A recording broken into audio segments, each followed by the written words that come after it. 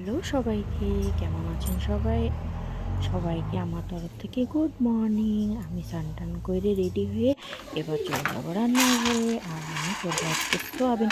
সোয়াবিনের মধ্যে আমি জল দিয়ে ভিজায় রাখছিলাম, কিন্তু সয়াবিনটা গেছে শুকনা হয়ে। তো এবার হচ্ছে পেঁয়াজ কাইটে নিচ্ছি। আজকে সয়াবিনটা রান্না করব। সয়াবিন হচ্ছে আমার ছোটোবেলায় যখন গার্লস স্কুলে পড়তাম, বানারহাট গার্লস স্কুলে, তখন থেকে আমার সয়াবিন খুবই পছন্দ। আর এই যে আজকে আমি সয়াবিনটা রান্না করতেছি, বাড়ি এসে মাকে বলতাম, মা সয়াবিন রান্না করে দাও আমাকে।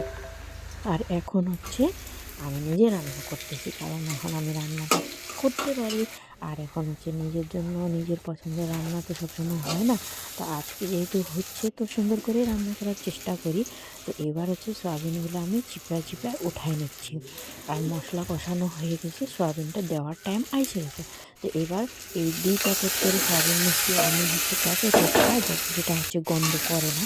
তো সয়াবিনগুলো দিয়ে আমি সুন্দরভাবে এই যে পেঁয়াজ টমেটো দিয়ে লঙ্কা দিয়ে আমি সুন্দরভাবে কষায় নিচ্ছি। এটাতে আদা গ্রেট করাও আছে আর রসুনটাও গ্রেট করা আছে।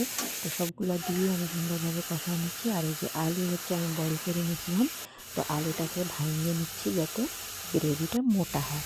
তো এইভাবে করে আলুটাকে ভাঙিয়ে নিয়ে তারপরে আমি দিয়ে দেবো। এবার হচ্ছে সয়াবিনটাকে ভাজা ভাজা করার পরে আমি আলুটাকে দিয়ে দিলাম ম্যাশ করে। এবার এটাকেও সুন্দর করে ভাজা করার পরে আমি 2 চামচ এতে লবণ দিয়ে দিছি। আর পরে টেস্ট করে নিয়ে যখন কম হবে লবণ, তখনটা অ্যাড করে দিব। তো এবার আরেকটু ভাজা ভাজা করলাম, করার পরে এবার মশলা রেডি করব। এখানে সব মশলা নিচ্ছি আমি, জিরার গুঁড়া, লঙ্কার গুঁড়া আর হলুদ গুঁড়া। এটা বাদে আর কোনো মশলার দরকার হবে না। তো এটা দেওয়ার পরে সুন্দরভাবে কষাচ্ছি। আর এইদিকে হচ্ছে বাবুর জন্য 2টা ডিম বয়েল করছিলাম, সেটা একটু ছুলে নেব বুঝলে। আর এইদিকে কষানোটাও আমার অনেকটা হয়ে যাচ্ছে, তো ডিমটা আগে ছুলে নিই। তো তখন এখানেই পাশে বসে থাকবো, নাহলে এদিক ওদিক হইলে নিচে লাগে যাবে তরকারিটা। তাই জন্য এদিক ওদিক কোথাও যাচ্ছি না, আগে ডিমটা বসে বসে ছুলে নিচ্ছি, বসে বসেই কাজ করতেছি। তো ডিমটা আমার ছোলা হয়ে গেছে 2টা। এবার হচ্ছে মশলা আমার সয়াবিনের মশলাটাও কষানো হয়ে গেছে। এবার হয়ে গেছে জল দেওয়ার পালা। এবার আমি সুন্দর করে এটা ভাজা ভাজা করার পরে এতে দিয়ে দিব জল। আমি জলটা একটু কমই দিব, কারণ ডাল আছে, কালকেরই ডাল আছে, মুগের ডাল।